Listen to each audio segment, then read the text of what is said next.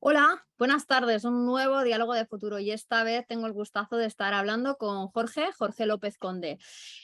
Jorge es, que esto nos lo tendrá que luego aclarar para que también todos sepamos en qué órbita estamos con él, Deployment Chief Manager para la New European Bauhaus. Esto ya es un poco más conocido dentro de la European Cluster Alliance y experto en arquitectura, tecnología y reto demográfico. Aunque nosotros vamos a hablar sobre todo de los retos que tienen que ver con los sistemas alimentarios, pero ya verás que todo está relacionadísimo.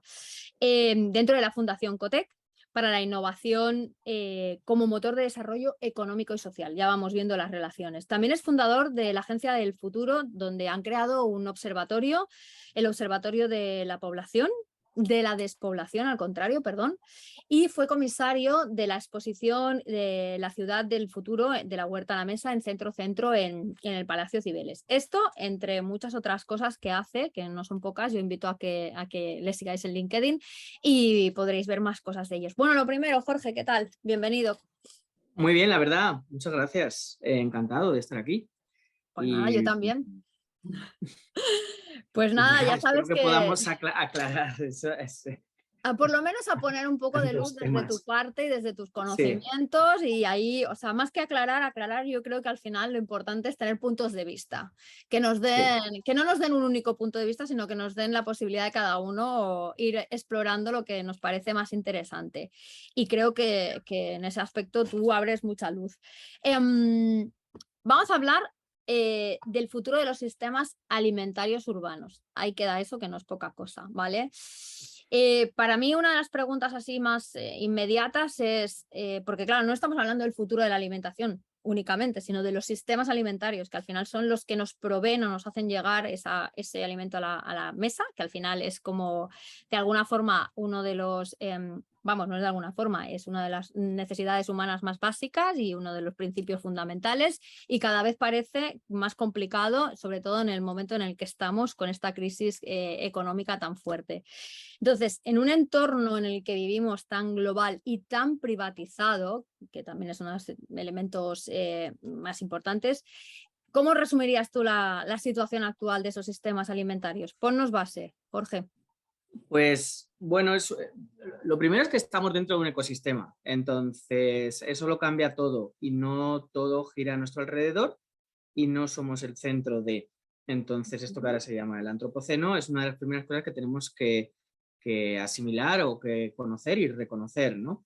Esto viene desde que existimos o desde que dejamos de ser nómadas y pasamos a vivir en común alrededor de una protección que se le llamaba el templo o la ciudad y alrededor de una organización piramidal en la que se producían alimentos y se generaban esos espacios de protección que a su vez estaban vinculados a esa cultura que a su vez es nuestra forma de vida. Esto ha Ujú. sido así desde el origen y ahora mismo está en crisis, ¿no? Está en crisis porque viene de lejos esa crisis. Nosotros en la exposición que comentabas que hicimos justo hace un año en Centro hacíamos un recorrido y era un modelo de prospección de futuros bastante ahora interiorizado, actualizado, en la que se analiza históricamente diferentes procesos que nos han traído hasta aquí.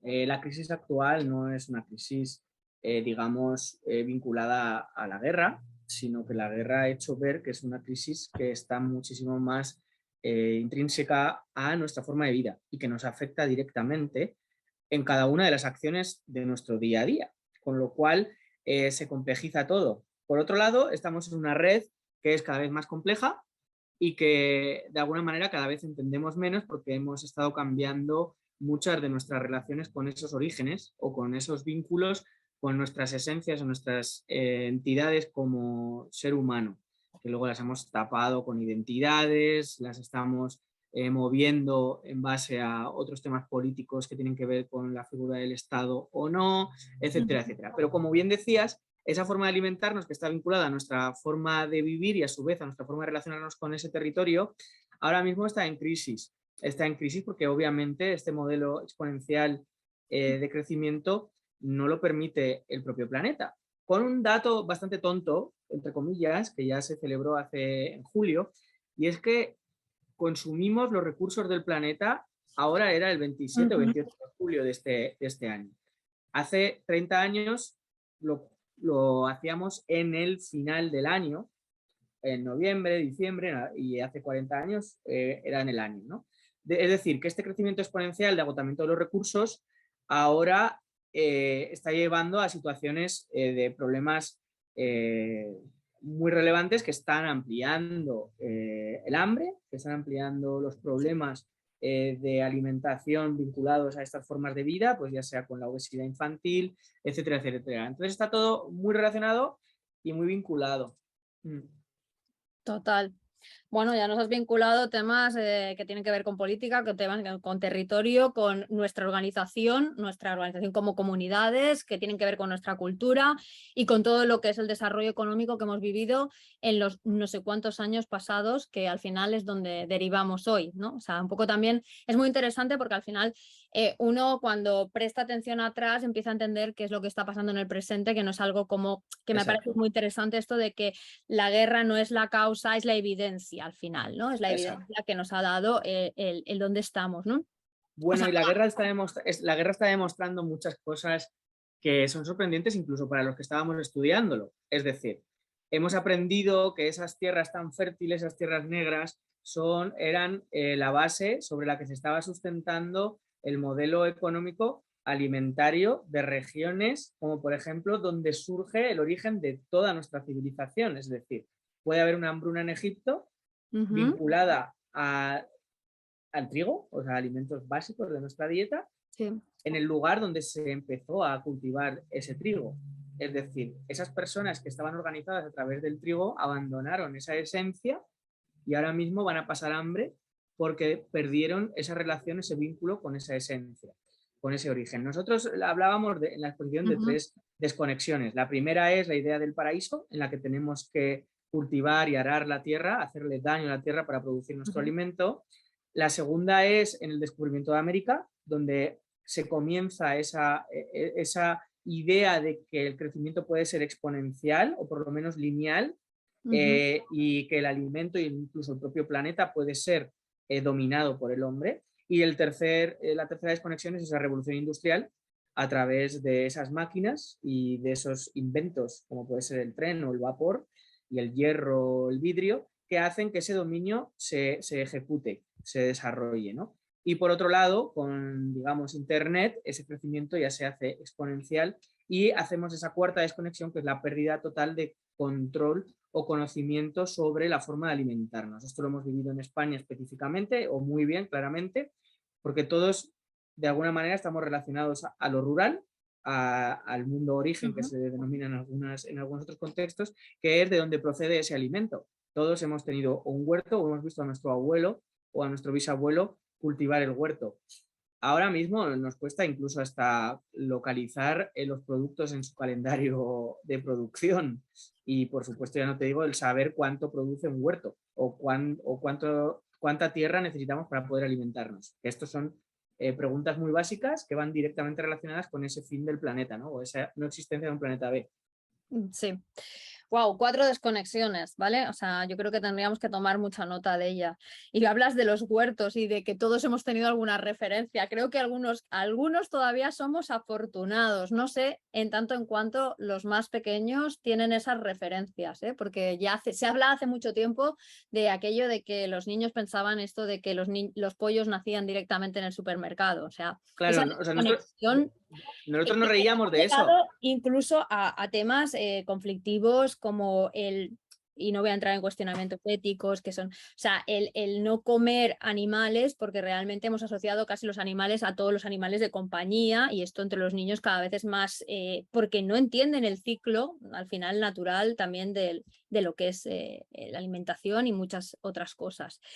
O sea, bueno, nos daría para mucho. La verdad es que cuando empiezas a tirar de los hilos, porque también has mencionado Egipto y es verdad que las hambrunas estas, no solamente provocadas por las migraciones climáticas, sino por el tema este de las tensiones, llevan a evidenciar cuánto hemos oprimido según qué pueblos para beneficiar nosotros y ahora, pues bueno, nos hemos desprovisto de sus cauces naturales, de económicos. Bueno, en fin, entonces, ¿alguna tensión que percibes, bueno, alguna no, algunas tensiones que percibes que hay que prestar más atención ahora para solventar todo esto? Aparte de eso, luego veremos soluciones, pero ¿qué tensiones son las más fuertes ahora mismo? O sea, podemos poner ejemplos concretos o hablar de temas generalistas. Lo que tú quieras. Los temas generalistas yo creo que tienen que ver con lo que estabas hablando, que es nuestra forma de vida, literalmente, y es a analizar esas consecuencias que tienen esos cambios de modelo alimentarios. Por ejemplo, esto es gravísimo, porque es un cambio de modelo cultural que está afectando directamente a la gestión del territorio. Y esa gestión del territorio, a su vez, está afectando al propio cambio climático. O sea, es una pescadilla, entre comillas, que se está mordiendo la cola y que nosotros intentábamos hacer un bien cambiando o dejando de comer carne para pasar a comer quinoa. Eso está afectando a territorios muy alejados de los nuestros que producen o provocan que estemos deforestando la selva, por un lado, y por otro lado abandonando el territorio nacional, que es el sobre el que nos abastecíamos, generando que determinados cultivos pasen a desaparecer y pase a ser ocupado por una maleza, por un bosque sin control y sin gestión, que está provocando además que cuando se produce un incendio forestal sea prácticamente infinito y afecte muchísimo más de lo que debería también a ese cambio climático. Es decir, que nuestras decisiones aparentemente positivas pueden estar generando modelos de cambio negativos a medio y largo plazo que no estamos midiendo y que además se están imponiendo esas formas, entre comillas, alternativas de fe o de religiones o de formas de creencias que están afectando quizás a nuestra propia naturaleza, que es la de haber vivido durante miles de años gestionando este propio territorio, ¿no? Esto es gravísimo, pero luego si lo miramos desde puntos de vista más generales, de ecosistémicos también, pero transnacionales, podemos hablar de cosas tan básicas como, por ejemplo, el uso de fertilizantes. El uso de fertilizantes o la producción de esos fertilizantes también estaba en Rusia, pero a la vez los fertilizantes o la madera, también toda la que estamos utilizando para muchísimas de las cosas, desde pellets a modelos de construcción, que son los que tenemos que ahora desarrollar para que sean más sostenibles, el de la madera, por ejemplo, todos pertenecen a ese contexto donde está la guerra ahora mismo, que tampoco es casualidad, ¿no? Que es lo que está haciendo ver estos otros problemas generales, ¿no? Entonces ahora tenemos desde Europa, que es otra de mis patas de trabajo, te he hablado antes de la despoblación, por ejemplo, del reto demográfico, que es una de mis investigaciones, ¿no? Y cómo veía ahora como Luis Lera, uno de los grandes cocineros que está trabajando en ese contexto, ponía en valor a través de un texto de un cabrero esta problemática que estamos desatendiendo, ¿no? Porque que es la que tiene que ver con esa gestión territorial desde la despoblación. Por otro lado, desde la pata europea, estamos promoviendo esos modelos de cambio a través de ese nuevo Pacto Verde, de esa política de la huerta a la mesa, y a través de ese cambio de modelos de productos para que sean más sostenibles, ya sea el construir con madera, ya sea que los fertilizantes no sean químicos y sean biofertilizantes. Ahora, con esta guerra y esta crisis, tenemos estos problemas encima de la mesa en esa cadena de suministro, problemas de la madera, problemas de los fertilizantes, que van a afectar también a esta forma de alimentarnos. Entonces, Europa está intentando cambiar ese modelo que llevamos de alguna manera durante 50 años y sobre todo 200 de la revolución industrial, acelerando para decir, ojo, ojo, ojo, volvamos a hablar de esa pertenencia a ese territorio desde la bioeconomía y desde la circularidad, que es la esencia de lo rural, entre comillas, ¿no? O de la forma de gestionar esos territorios. Y ahí pues tenemos esos choques culturales ya entre esas formas de vida en las que se critica, por ejemplo, la caza, sin haber hecho un análisis de lo que significa para el control de esas poblaciones en esos ecosistemas, o el tema de determinadas talas o determinados controles forestales para que luego cuando haya un incendio no arrase con esos ecosistemas. Entonces, es decir, estamos viviendo esos conflictos y sobre todo lo que también decías, que es muy importante la conversación, es decir, no posicionarnos desde puntos de vista de blancos o negros, ¿no? Sino ir a las áreas grises y ver cómo esto ahora mismo también tenemos herramientas para poder medirlo y poder cambiarlo, ¿no? En base a acuerdos. Total. Bueno, o sea, bueno, El escenario de tensiones no chiquito, precisamente, ¿sabes? No, La verdad no. es que, bueno, sí, algunos ya supongo que todos los teníamos encima de o en la cabeza, toda la cadena de suministros, toda la problemática que hay, pero bueno, evidentemente, o sea, tú has apuntado ya algunas soluciones que ahora vamos a ver, porque a ver, lo interesante también es soluciones que ya están hablándose en el presente para el futuro.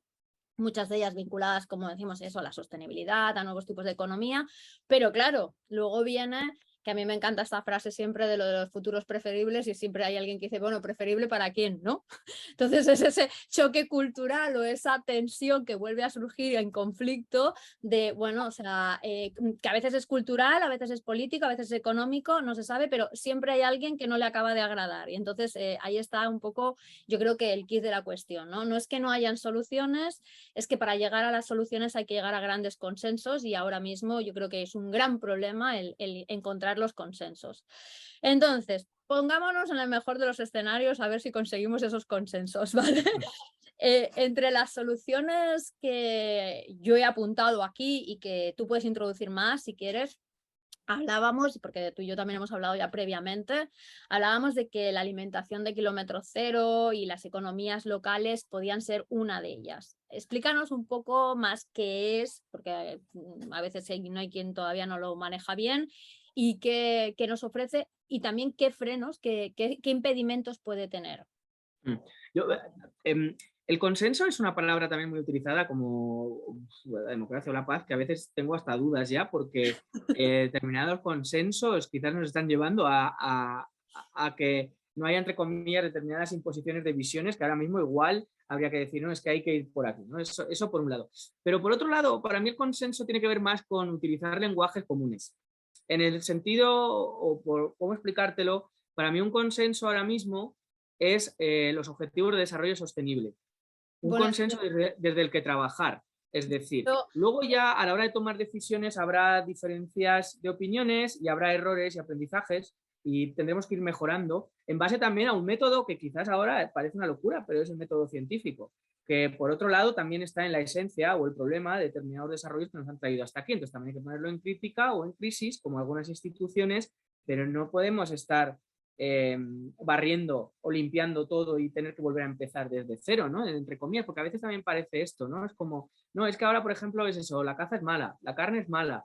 Bueno, depende cómo y para qué, y esos cambios habrá primero que medirlos, que es lo que hemos estado haciendo hasta ahora, para saber si podemos ir por allí o no. Entonces, desde el punto de vista del consenso, los objetivos de desarrollo sostenible, por primera vez en la historia nos han puesto un lenguaje en común y una forma de poder hablar de problemas comunes y de afrontarlos para poder medir también que está, cómo se pueden corregir determinadas esas problemáticas. Y por otro lado, lo que ha hecho la Unión Europea, que esto me parece que es súper importante, también es muy paradójico lo que decíamos, estamos en esa cuarta, quinta desconexión, esa quinta desconexión es que no ha habido nada mejor que Europa, pero a la vez estamos destruyendo Europa, ¿no? Con imposiciones de determinados consensos nacionalistas, por ejemplo, ¿no? O temas que nos están afectando realmente, ¿no? A esa convivencia. Ese programa europeo que está basado en esos objetivos de desarrollo sostenible se llama Nuevo Pacto Verde o el Pacto Verde Europeo. Y una de las políticas más importantes es la política de la huerta a la mesa. Esa política de la huerta a la mesa, que está vinculada a ese kilómetro cero, pero también a esa bioeconomía circular de la que hablábamos, propone que nos volvamos a alimentar en la medida de lo posible, con unos objetivos a ese medio plazo, con esos productos que sean sostenibles, ecológicos y de kilómetro cero, que mantengan esas formas de vida, que a su vez ese sentimiento de pertenencia, que como perdamos eso lo vamos a perder todo. Estamos hablando de miles de años de cultura construida o fundamentada sobre esa gestión de ese territorio, que se tiene que hacer desde un punto de vista de orden o de equilibrio con el ecosistema, que de alguna manera lo perdimos hace en España menos de 100 años, pero porque hubo poca revolución industrial, en otros países es 200 años, pero que no está tan lejos de lo que era. Lo que es muy curioso es que por este fenómeno de la despoblación también, o de esa gestión o el cambio de modelo económico, desde los años, en este caso de España, finales de los años 50, ahora mismo está esa generación que era la que conocía cómo se gestionaba el territorio de una manera circular y sostenible, a punto de desaparecer y nos lo vamos a tener que volver a inventar de alguna manera. Entonces, para mí está claro lo que está diciendo Europa, me parece que es muy acertado, que luego otros países podemos aprender de ellos, como por ejemplo Francia, que obliga a que sus supermercados se abastezcan en un tanto por ciento muy elevado de productos de menos de 100 kilómetros. Ese tipo de medidas fomenta que podamos mantener esa forma de vida que está directamente relacionada con la el gran tema que tenemos encima de la mesa, que es, por ejemplo, cómo los ajos pueden comprarse a 0,70 y venderse por 500 veces más, ¿no? En el supermercado. ¿Qué pasa ahí, ¿no? Entonces, es muy complejo ese modelo, pero a la vez no es tan complejo. O sea, es decir, no es tan complejo porque el argumento está, que es lo que estuve escuchando ayer, en que claro, desde que produces el ajo hasta que llega a la tienda pasa mucho tiempo en muchos casos y tiene unos consumos del espacio y de la energía de mantener el ajo en ese formato que es lo que incrementa el precio. Por ejemplo, ese es uno de los argumentos. Pero ese argumento, en el momento en el que tú hicieras de la huerta a la mesa, no, ya no tendría lógica, que es la de que el consumo también en el producto de temporada. O el mantener productos en determinados modelos o sistemas como se había estado haciendo anteriormente, que siguen siendo legítimos. Es decir, es muy curioso que en todas las casas antiguas el aceite que usábamos para cocinar acabara siendo jabón. Esto ahora mismo acaba que tienes que un sistema muy complejo para ver cómo reutilizas ese aceite con un coste elevadísimo, cuando antes era una gestión bastante simple y fácil. Ahora, por ejemplo, hay una startup que se dedica a esto, a enseñarte cómo tienes que convertir ese aceite de tu uso de tu alimento en jabón para que te limpies, ¿no? Entonces, cosas que aparentemente parecen ultra complejas que antes se hacían en lo cotidiano, en el día a día, ¿no? Entonces, igual también es una mezcla de, por un lado, ok, tenemos tecnologías, tenemos formas que nos llevan a ese futuro, que hay que ver hasta qué punto no tienen que ser de crecimiento exponencial o hasta qué punto pueden ayudar a que el crecimiento no sea exponencial y mantengamos un equilibrio de esos recursos o de la utilización de, por ejemplo, la energía. Y, por otro lado, mantener determinadas formas que estamos eliminando sin haber analizado si estaba bien o mal la eliminación de esas formas de vida, de trabajo. Es decir, durante el confinamiento fueron trabajadores esenciales, pero sin embargo son de los peores pagados. Nadie quiere producir a priori con unos datos objetivos económicos, nadie quiere producir ajos. Entonces, aquí hay un problema, no pueden ser esenciales y a la vez que nadie quiera tener ese trabajo esencial, ¿no? Es brutal las ramificaciones que podemos llegar a tener, ¿eh? Y los melones que se pueden abrir. Así que voy a intentar ahí como más comprimir que abrir porque, bueno, nunca mejor dicho. Esto podría dar para horas. Me voy a quedar, bueno, voy a hacer referencia a tres cositas que has dicho. Sí, vamos, sin quitarle valor a todo lo demás, que es brutal, ¿no? El tema de cuando has hecho referencia a lo del consenso. Exactamente, o sea, en ese punto estaba, ¿no? Porque has hecho referencia a los Objetivos de Desarrollo Sostenible, que justo en un diálogo que hicimos con Ramón Cruz, que es el presidente de Sierra Club, y que él estuvo presente cuando se firmaron los Objetivos de Desarrollo Sostenible, fue exactamente lo mismo que tú has dicho. O sea, es el pacto multilateral más grande de la historia y deberíamos estar contentos de haberlo firmado, ¿no? O sea, yo creo que ya hay un lenguaje común ahí que realmente nos guía. Me parece brutal y que da que pensar lo de que la generación de la gestión del territorio de forma circular bueno, pues está precisamente ahora mismo en un momento en el que quizás tiende a desaparecer por edad, con lo cual, o sea, se nos está yendo una sabiduría que a lo mejor no estamos sabiendo ni apreciar, y ahí me voy a los silver, que también engancharía con otro tema que también es bastante interesante y hemos tratado. Y luego el tema de unir, o sea, bueno, lo de reciclar el aceite lo pongo en primera persona. Reciclar el aceite, hoy por hoy, yo en la ciudad de Barcelona, a veces me he tenido que cuestionar qué hago con él. O sea, he tenido que llamar y preguntar qué hago con él, porque no sé qué hacer con él. Entonces, o sea, aparte de la visión tradicional, que me parece súper interesante y que se podría incorporar más, esa unión de la tecnología con la tradición va saliendo reflejada cada vez más también en muchos de los diálogos que he hecho con vosotros. Por ejemplo, no hace demasiado hablábamos de retail y la persona con la que hablaba me decía, tendríamos que mirar más por qué sigue funcionando espacios como el Gran Bazar, que a lo mejor nos darían más información que los nuevos espacios tecnológicos, ¿vale? Entonces creo que mirar para atrás es interesante. más cositas, ¿vale? Has hecho referencia a la producción sostenible ya. A mí hay otro aspecto que me parece muy interesante que, bueno, se habla y que se dice, bueno, por la ciudadanía alimentaria, el hecho de que nosotros empecemos a responsabilizarnos de lo que comemos, o sea, que no sean las grandes empresas las que nos digan lo que tenemos que comer. Sobre este tema, bueno, que tiene que ver mucho también con el autoabastecimiento, ¿qué nos puedes decir? O sea, ¿hay algunas partes del mundo que ya lo estén llevando a cabo? O sea, ¿qué frenos tiene o qué posibilidades de desarrollo tiene? Bueno, es que son decisiones políticas. Entonces, por ejemplo, la dieta, que es lo que nos ¿Mm? relaciona con ese planeta, ha pasado a ser una de las grandes batallas, ahora mismo a todos los niveles, porque atraviesa bueno, atraviesa todas nuestras formas de vida, pero atraviesa también nuestra imagen, nos posiciona, nos representa, es como la ropa o como el uso de determinados productos, ¿no? Que no sean solo alimentarios, ¿no? Sino de belleza, etc. Es una de nuestras, digamos, capas que nos representa ante la sociedad, ¿no? Pero por otro lado está, que es un poco lo que decía también al principio, es que tenemos que comer todos los días. Entonces, por otro lado, es una industria fortísima, la de alimentarnos. Entonces, se producen también esos choques y de alguna manera se utiliza todo. Por centrarlo en alguno de los temas, es muy tendencia o hay dos niveles dentro de lo de la sostenibilidad de corrientes dentro de los productos, que uno tiene que ver con lo vegano o la carne vegetal, por ejemplo, Ujú. y por otro lado, lo ecológico. Las demostraciones según los datos es que hay un crecimiento, pero la gente cuando va a elegir elige por precio. Esto no hay tutía. O sea, ahora mismo esto sigue siendo así. Y lo estamos viendo también con el problema que hay ahora mismo del crecimiento de esa bolsa, ¿no? De esa compra. Y ahí se producen esas paradojas también. Parece que hay algo de greenwashing, del lavado, de lo verde, porque muchas de esas empresas que son las que nos han traído hasta aquí, como por ejemplo las grandes burgers, como pues, yo qué sé, McDonald's o Burger King, son las que más hincapié están haciendo en todo esto, por ejemplo, ¿no?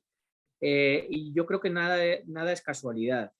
Están moviendo las puertas de esos debates y quizás estamos abandonando lo que decíamos, que es estamos adquiriendo, cogiendo eh, agendas globales y desatendiendo quizás las locales. Y ahí se producen esas paradojas también, ¿no?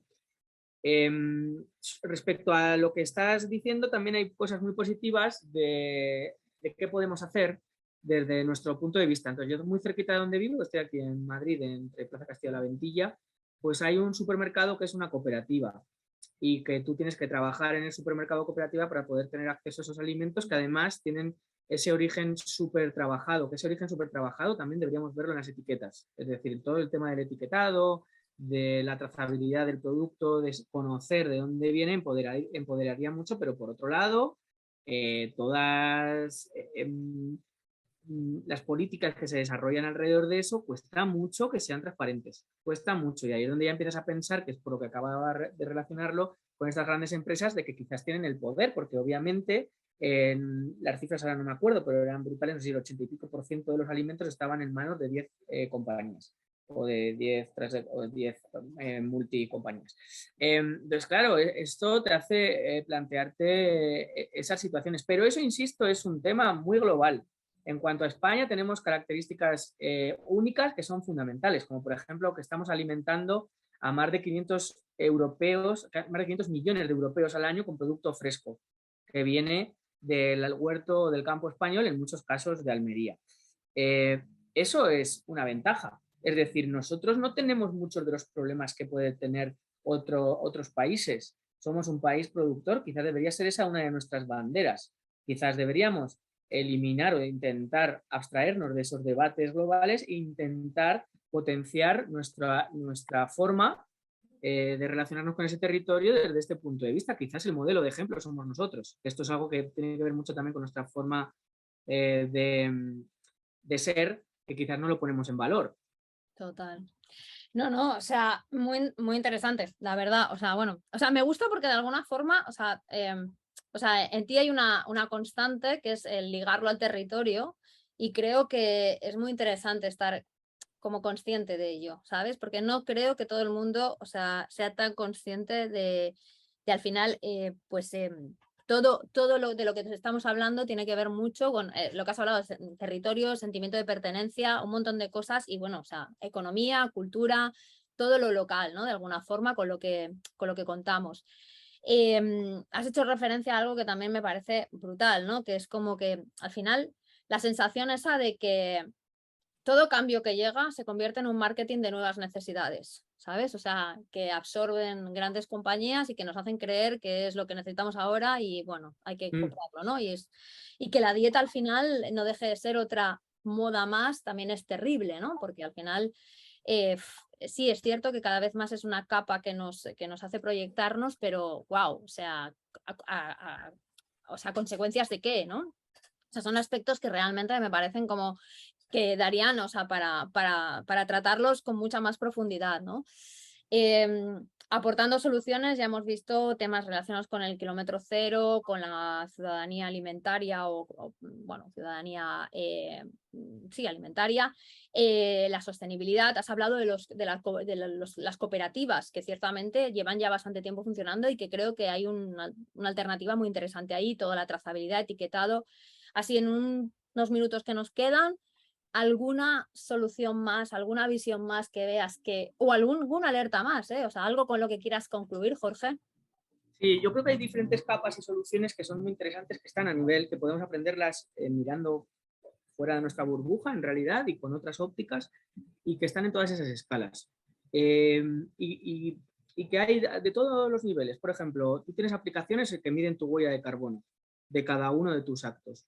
Tú puedes tomar decisiones. Siempre pongo el ejemplo de Kilian Jornet. Kilian Jornet es modelo mundial de éxito, pero él está tomando decisiones por el planeta que están vinculadas a cuánta huella de carbono puede devolver de lo que hace al año. Y solo viaja hasta que él puede devolverlo. Estos son temas muy básicos. Es decir, desde nuestro punto de vista, desde nuestra primera escala, que es la de nosotros, el yo, podemos hacer muchas cosas, pero ¿hasta qué punto estamos dispuestos a dejar de hacer? Eso sobre todo que ese es el problema, de alguna manera, ¿no?